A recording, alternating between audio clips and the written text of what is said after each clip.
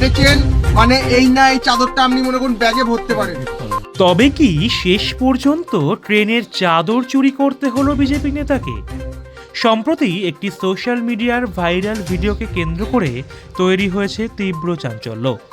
ভিডিওতে স্পষ্ট দেখা যাচ্ছে যে একটি এক্সপ্রেস ট্রেনে বেডশিট চুরি করতে গিয়ে যাত্রীদের হাতে হাতে নাতে ধরা পড়ল ওই বিজেপি নেতা মৃন্ময় মজুমদার। এই ঘটনায় অবশেষে চাপের মুখে পড়ে প্রকাশ্যে ক্ষমা চান ওই বিজেপি নেতা মৃন্ময় মজুমদার।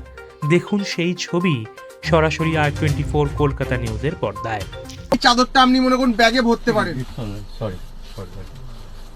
বুঝতে পারলেন কি বলতে চাইছি?